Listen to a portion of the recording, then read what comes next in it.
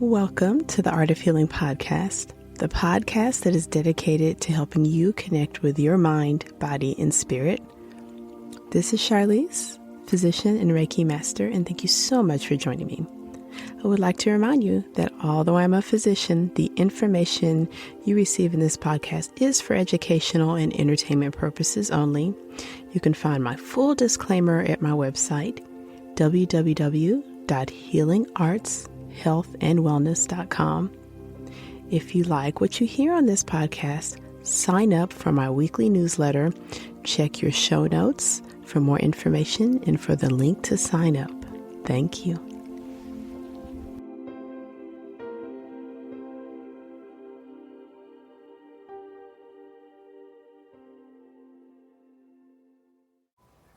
Welcome back to the Art of Healing podcast. This is Charlize, and thank you so much for joining me for today's episode.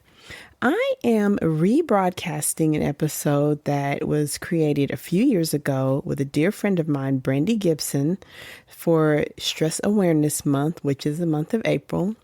The day this podcast comes out, this is the day of the Great American Eclipse, and I am an amateur astronomer, so I plan to be having a look outside. So if you catch this early enough, just as a reminder, if in the United States, make sure you step outside and see God's wonders at work. I also would like to announce that coming up this Saturday, we are going to be gathering together virtually for a group Reiki healing experience. And if you'd like to learn more about that, as well as access to my upcoming course, The Self-Guided Reiki Journey, please check your show notes for more details. Thank you so much and enjoy. Hello, Art of Healing podcast listeners. Thank you so much for joining me for the month of April.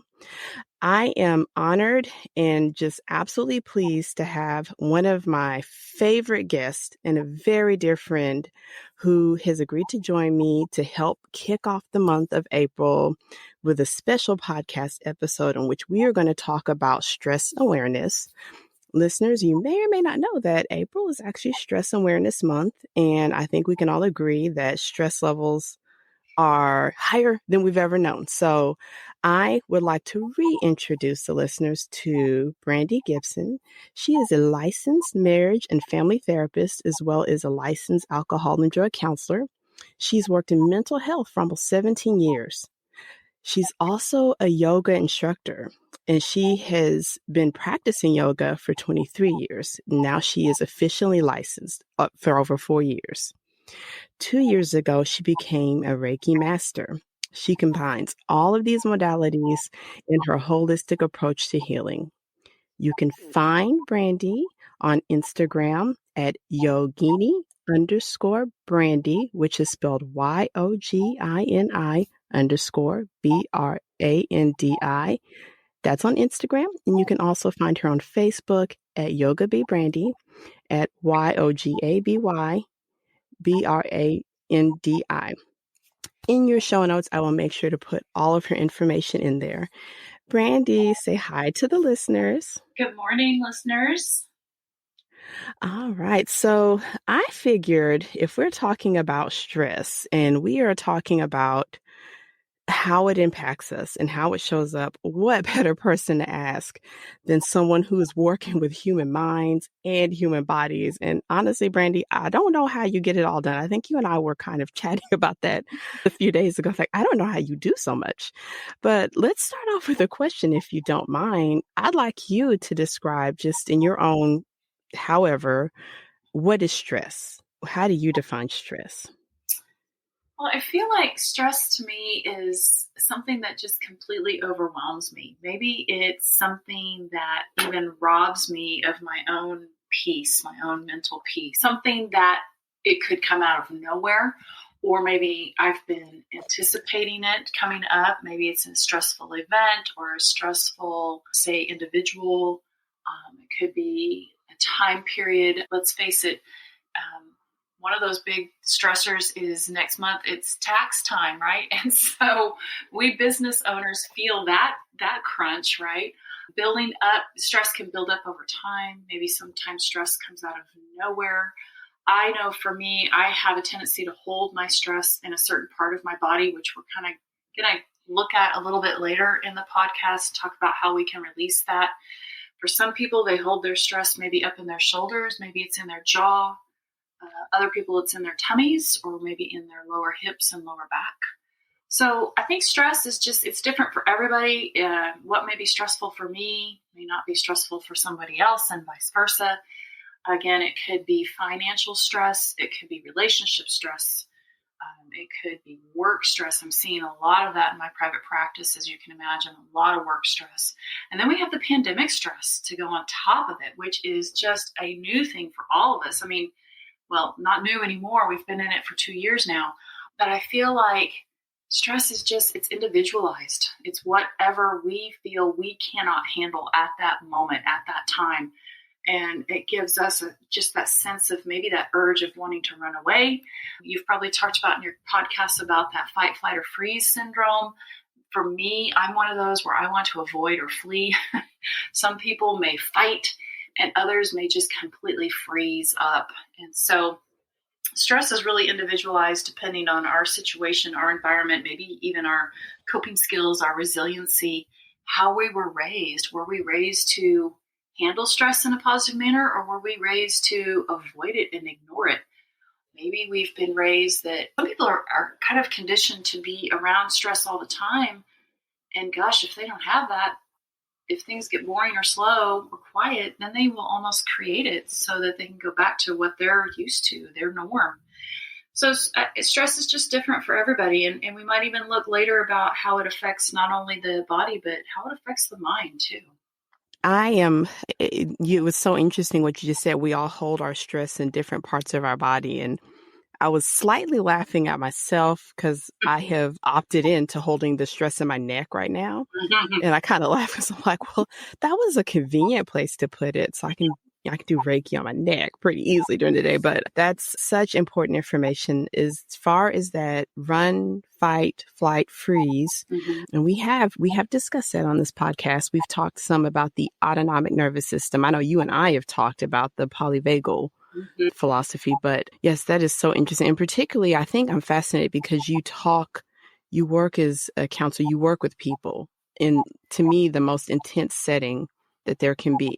Mm-hmm. And you also work with bodies as well as a yoga instructor. Mm-hmm. So this is Stress Awareness Month. And although we've all been talking globally about stress, and it's a frequent topic, I know I sense in my own medical practice, in my Reiki practice, that we don't seem to, we're having trouble identifying stress in ourselves, in our body, or in our minds. Can you share some of your wisdom, just like on an individual level, what you think we might be observing that could be from stress? Sure. I think that so many times I see in my clients in my private practice that they don't even realize they're stressed because it's become their norm. They're so used to it. And then when we get started peeling away the layers and dissecting it, they're like, oh, so I'm not supposed to feel that way? And maybe it's not that we're not supposed to feel it, but maybe we're just discounting it or ignoring it. I think our body is such an intricate system. It's trying to tell us something. And yet we push it away and we're like, no, I'm too busy. I'll go back to that later. And then it makes us really super sick. Maybe the stress does. And then that's when we wind up in the doctor's office, when we've been ignoring some of the signs. Maybe that sign could have been exhaustion, headaches, tummy aches, low back aches. I know for me, again, I hold it in my low back. And I'll even notice it when I'm driving. I noticed the other day when I was driving, I thought, Brandi, release your low back. Let it go. For some reason, I was really tense. Well, I was in Dallas. That's why. Dallas was awful. So trying to get out of the Dallas traffic, I was just like holding it. And my lower back was just aching. And I think for many of us, we just tend to overlook it. We just ignore it and we go on because we're so busy. And so we just assume that it's going to go away, and we don't even realize how it's breaking down our system. It's breaking down our physical body. It's breaking down our mental body, our spiritual body. It's creating these blocks that we just have a tendency to ignore. And if we can start to be aware, that's one of the biggest things I teach in my yoga classes, but also in my private practice, is being body aware. I want you to close your eyes, take a deep breath, notice where you feel some tightness and tension, and see if you can't breathe through it and release it. Now, that's always easier said than done, but if we can start to at least become aware, I think that helps a lot as well, too. I've been practicing yoga for 23 years, and I'm just now starting to do this within like the last year or two, is recognizing, Brandy, where are you feeling it? Why do you have this headache? What brought this on? Asking those questions, because otherwise it just brings on those physical ailments. And then we wind up in a doctor's office, unable to walk, or being sick to our stomach all the time, or headaches and migraines beyond belief, or maybe even grinding our teeth at night. I know my dentist has told me recently, he's like, you need to start looking at relaxing the jaw, because that's an area I ignore, right? I don't think about that. And I was grinding my teeth at night and not even recognizing it. So then it causes dental issues. So I think that behavioral response is so automatic. Like you said, we just go to that ignoring. I'll deal with that later. I've got other things on my mind I got to take care of now. So if you don't mind, and, for our listeners, they're going to, you guys are probably doing different things. You might be listening at your desk, or you might be driving, or you might be walking. Brandy, can you walk us through that body awareness practice? Of course, the listeners might be busy, but I think this is a good way, like right now, to practice it. Can you walk us through that one more time? Sure, absolutely. So maybe just finding yourself in a comfortable seated position, whether it's cross-legged on the floor or on your couch, maybe closing your eyes, or if that's not comfortable, sometimes that's uncomfortable to people, I'll tell them, just glance down at your lap or glance down at the floor.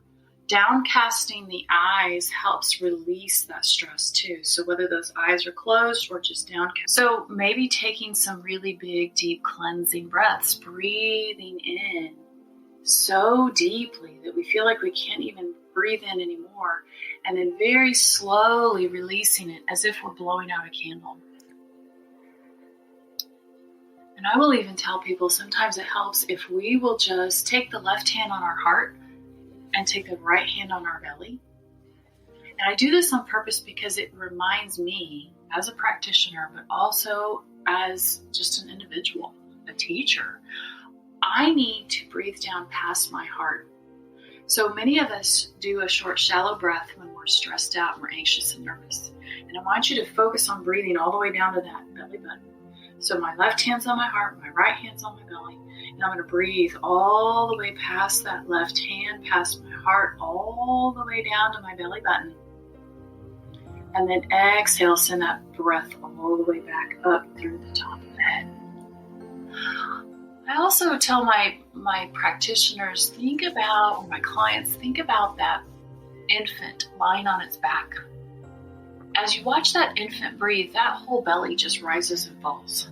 Whole belly, they use their whole lungs when they're first born. And for whatever reason, we adults, along the way, we've quit breathing like that. We do a short, shallow breath through the chest. And many times it's because we are anxious and nervous. We've got so many things. We're juggling so many different areas in our lives. And so we forget that deep belly breath. We forget those lungs are so big. And we only fill up the top half of the lungs. So going back to that breath again, imagine that breath is coming in through the top of your head. It runs all the way down your spine. It goes past the heart, all the way down past that belly button. And maybe even this time taking it all the way down towards your hips, towards your pubic bone. And then exhale, send it all the way back up again. And then my last visualization as I'm working with people is I will tell them, actually there's two.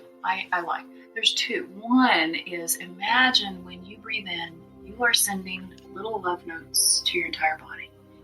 And when you are exhaling, you're releasing all of that stress, all of that anxiety, all of that irritation, frustration. Now, this time, the last visualization I tell people is, imagine that when you breathe in, you are breathing in a white, sparkling, shimmering light, and that whole light just vibrates and fills up the whole body. It raises the vibration, it releases stress, sends those love notes, and then when you exhale, that bright, white, shimmering, silvery, sparkly light exits again, going all the way up through the spine and out through the top of the head. I think sometimes many of us are visual, and those visual cues can help us release and relax. Because many times I can tell you to do something, but it may or may not really resonate with you. And I don't know if anybody can hear it in the background, but my dog is snoring currently, so I've just put him to sleep as well. Brandi, thank you so much. That was stress awareness, mindfulness in real time. And that's what we need. That's actually the place we want to live, right? Absolutely. Absolutely. I feel like so many times people come into my office and say, I'm feeling scattered. I can't focus. I can't concentrate. I'm irritable. I'm intense. Well, this to me tells me that, this is stress. And many times we will stress so badly that we do cause that irritation and that lack of focus, and that we just can't focus and concentrate. We can't find the right words. Our brain is scattered. That's when we need to stop, take a break, and do that breath, and maybe even planting those feet into the ground. I tell people all the time, imagine your feet and your legs are the roots to a really strong tree in the Oklahoma winds. Rooting down through those feet, rooting down through those legs, and then just breathing and letting it all go. For the listeners, Brandy and I are in Oklahoma. There are many listeners that are going to be in other parts of the world. And you may have heard the musical Oklahoma, and there's a line that says, "Wind comes sweeping down the plains." So we laugh at 50-mile-an-hour winds. Yes. This is our baseline. We actually like, I went walking yesterday and the winds were like 45 miles an hour. And I thought, what a nice breeze. So much air element. My face is getting blown off and I'm walking. So of course you wear many hats, but your hat as a yoga instructor who's been teaching for years and teaching in all kinds of settings and online and in person and all these settings, and having been one of your students, when you're working with your students, I noticed that you offer like real-time corrections and you're really quite intuitive. When you're working with your students, how is it you're able to see in your yoga students in their bodies during your class? Mm-hmm. What is it that you perceive or pick up with those folks? Well, I learned well from another teacher of mine too, but because what I noticed are those body cues, the clenched jaw. That was a big one for me, and I noticed it in others. We hold a lot of tension and tightness in our faces, and we don't even realize it. Sometimes when I work with students or even my clients in my private practice, I will do a little bit of facial yoga just to release that face. We have a lot of nerve endings in the face, and we are all probably really good at having that poker face, right? We put on a poker face, act like everything's fine, and go on about our day. But in reality, we're holding a lot of tension through the jaw, through the eyes. Maybe the mouth is the lips are kind of pursed together.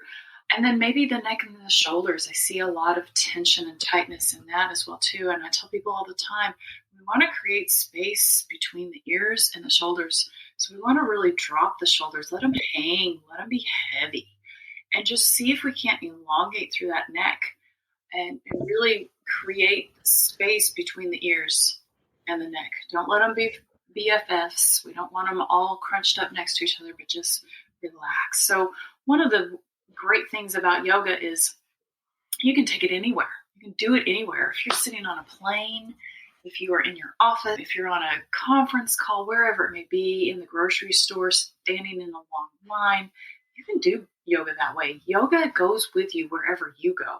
And so I tell people all the time, yoga means union. We're bringing our mind and our body back together. So many times, and I think I've mentioned this in another podcast, so many of us are so scattered and unfocused that, for me, I'm going to use myself as an example. I'll run into things and not realize it. And then I'll have a bruise and I'm like, where did I get that bruise?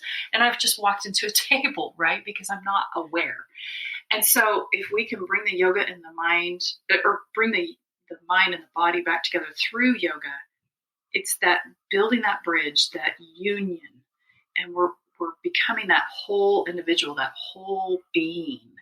And we do that through breath. We do that through the poses. So when I work with my students, my yoga students, I look for those signs of that rigidity, that tension, that tightness. And I tell them, just soften, relax, bring that warmth into the body and just let it melt. Using those words too to help them visualize, oh yeah, I need to melt or I need to soften. Those help with unclenching the jaw. Many times I will tell them, drop the bottom jaw from the top.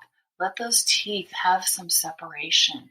Don't let that top jaw clench and cinch up the bottom jaw. Let that tongue be heavy and let it hang in the bottom of the mouth so that it's not up next to the roof of the mouth. All of those little tiny things that we can do to help release the jaw and release the tension even in the ear. I mean, the ears get sore and tired too. We don't even realize it. So maybe, if it feels good to people in the listeners right now, maybe they want to take their fingers and just kind of start to massage that jawline. Start to massage in front of the ear and maybe around the back of the ear. And taking some really big, deep breaths and dropping that bottom jaw from the top jaw as they're doing this little gentle, easy massage. And then maybe inching those fingers up above the eyebrows and around the outside of the eye and the underneath side of the eye, just massaging gently, letting it all go. And then if even that feels good, maybe walking the fingers up into the scalp and just rubbing the scalp gently, just releasing all of that tension and all of that tightness so that maybe we don't create a headache and just prevent that from happening.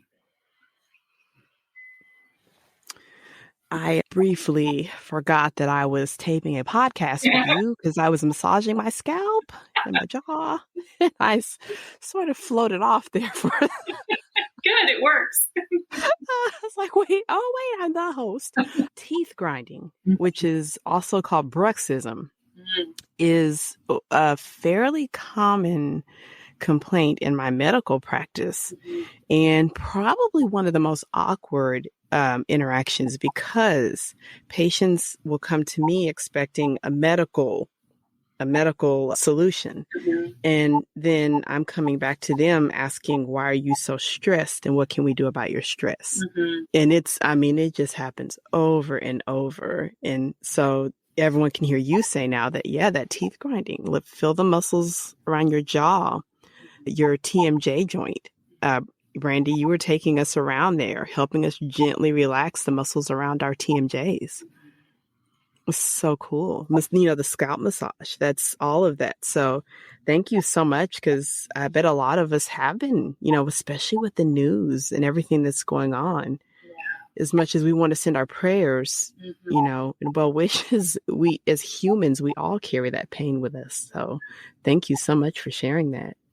The teeth grinding, and then you mentioned the shoulders and the neck. And when you first meet, let's just say when you meet a new patient in your practice, what are some of the maybe top 5 signs, symptoms, observations you notice that indicate stress in a new patient for you? Well, again, I think I look at their body posture, their facial expressions, the tension in their voice, whether they're sitting on the edge of the chair or they're relaxed back into the chair. Maybe they've clenched their fists. Maybe their voice is really raised. They're kind of angry. And, for students within the yoga practice, I think one of the things I also would mention is that when a student gets irritated with their own practice and they're frustrated, many times I feel like there's an outside stressor that's probably brought into the yoga studio within their mat, and so I always talk to people both in my yoga practice, but also in the private practice for mental health. We talk about boundaries. I think boundaries are really important with stress too. Many times we overlook that too. Are we taking on too much? Are we bringing on stress that maybe isn't even our own? So I think that all of those things combined, their physical body, their spiritual body, how are they relating to others? Are they constantly in turmoil and stress and fighting with each other, or their friends, their family, whoever it may be, yelling at their children, kicking the dog, those sorts of things. I mean, I'm going to look at all of that. Are they engaging in maybe too many drinks at the dinner table with wine or something like that? We're going to look at behaviors. We're going to look at attitudes, belief systems, all of that, and start identifying ways that maybe we could release things. Even if it's small changes, those things over time may snowball into a bigger feeling of relaxation. So we want to make those changes that are hands-on, that are immediate. Again, maybe limiting time with certain people or places or things. Maybe limiting, like you mentioned, exposure to the news. I've learned, for me, I have to just turn it off sometimes. I can't sit and just overwhelm myself with that. So I'm not avoiding or turning a blind eye, but just limiting the amount of time with those stressors. Getting outside, getting out in the environment, walking around. Sometimes I'll take some patients outside and we'll just walk just to get some vitamin D, some sunshine, fresh air, and just talk. So those would be some things that I would be looking for, that, again, those body sensations, and that attitude, that irritation. When they come to me and they say, I'm just irritated all the time. I'm just angry all the time. Well, let's look at that. How much of that is stress that maybe you're taking on from the outside world and making it your own? How can we build a boundary so that maybe you aren't doing so much of that? Those would be some things that I would be looking for. So you have walked us through some beautiful real-time practices during our time together. I'd like to get some quick tips on how we can kind of yoga everywhere for our stress awareness, if you don't mind. And I'll use myself as an example. Listeners, maybe you can reframe this, in your own life, your own experience. So how could you help me yoga everywhere? For instance, I'm a physician. I'm about to see a patient, and I know that the patient is extremely upset before I walk in the room. I know why. They've got something really bad going on. So I know this is going to be hard, bad. We may be talking about them dying. Before I walk in the room, how can I be aware of my stress so that I can be my best? And for listeners, maybe this will be, you're about to meet with a client, you're about to meet with your boss, that maybe 1 to 2 minutes before you go in, or maybe this meeting is, this is going to be something stressful. So Brandi, can you help us in that 1 to 2 minutes before we go in? How can we be aware of our stress and help ourselves? Right. Absolutely. So one of the things I notice in my own body is my heart rate really starts to flutter. It really rises when I'm stressed and anxious and nervous. So one of my first steps for myself is, okay, Brandi, stop whatever you're doing. Just wherever you are at, just stop. And if you can, sit down. If not, you can remain standing. But rooting down through those legs again, really becoming aware of where you are at. Maybe closing my eyes, maybe relaxing the shoulders and the jaw, and taking a few big, deep breaths. Really big, deep breaths. That breath carries us. So like I talk about in my yoga classes all the time, don't hold the breath, because that breath carries us through those poses. So if we're going to take yoga wherever we go, whether it's in the line of a restaurant or airport or whatever it may be, stop and breathe. And if we can breathe and make it long, that breath, inhale long and the exhale long, that's going to slow down that autonomic nervous system again. That way we can focus and we can concentrate and we can find those right words that we need. So if it's at your kitchen table, or if it's at a friend's house or a really busy restaurant, just stop and breathe. No one has to know what you're doing. You're just breathing. You can close your eyes if you want, or again, downcast, just looking at the floor, looking at your lap, and just breathe. Once you feel secure and more steady, then you can walk into that situation. Then you can walk into that room. I might even say, for me, I will even have a mantra that I say to myself silently. And my mantra, I've stolen. It's not mine. I have to give credit to yoga warriors. It's theirs. And that mantra is, I am steady and strong. And I will say that to myself 3 times. I am steady and strong. I am steady and strong. It's one of those things where you fake it till you make it. You breathe. If you can start doing that each and every time before you walk into that stressful situation, it's going to get easier. It's like creating a habit, doing it for 30 days, creating that habit. I'm going to start something, and it's silly, but I'm going to start a kitchen yoga thing, I think. You can do kitchen at your yoga counter, or yoga at your kitchen counter, and just breathe while you're making your coffee, taking a forward fold, using your kitchen counter and just breathing, and then coming back up into your standing posture. One of the most basic yoga poses, or asanas, as we call it, is your mountain pose, your Tadasana. Mountain is strong, right? Think about that mountain that's really strong. It has stood the test of time. It has been around for thousands of years. So taking that Tadasana, rooting down through both legs, both feet, evenly. Your weight is evenly distributed on both legs. And you are standing up tall, breathing all the way down to your belly, and then all the way back out. So I think that deep breath, that closing that eyes, rooting down through the legs, and then maybe that mantra of I'm steady and strong. Taking all of those tips and using that before you walk into that situation can be so easy. I say practice it outside of that situation so that it does become second nature. It does become a habit. And then that way you can grasp onto it quickly whenever you need it. So for myself, on behalf of the listeners, all of us, Brandi, this has been an amazing session, amazing time with you. I actually feel calmer just having walked through this process with you. I feel my own heart rate has actually come down as we've done this like real time yoga everywhere. Brandi, I bet the listeners are going to want to know how to find you. They'll probably want to keep in touch with you, listeners. As always, in the show notes, I'll make sure to put all of her links. But can you share where the listeners can find you? Sure, absolutely. So on Facebook, it is just Yoga by Brandi. Yoga by, and my first name, Brandi, Brandi. So Yoga by Brandi is on Facebook. And then my Instagram is Yogini, YOGINI _Brandi, BRANDI.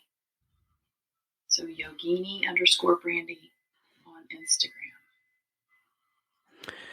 Brandi, thank you so much once again. Art of Healing listeners, thank you for your time with us today. I hope that listening, you have found for yourself a little bit of yoga everywhere. As always, I love to share. I love for you all to share. So if you've listened to this podcast and you've found this to be helpful, you found some peace, whatever platform you're listening on, you can actually leave a rating of the show. And I would so appreciate if you'd leave me the highest rating you can if you found this was helpful. And as a thank you to you listeners, if you check your show notes, I'm going to send you a freebie that lines up a lot with what Brandi was sharing with us called 9 grounding exercises. So if you want to sign up for that, and I'll shoot that right to your email. Brandi, thank you so much. You are so welcome. Thank you for having me. It was so fun. Oh, thank you. This is wonderful. And Art of Healing listeners, I will talk with you all. We'll connect. Our hearts will connect next week. Thank you. Bye-bye. Thank you so much for joining me for this episode of the Art of Healing podcast. Once again, this is Charlize.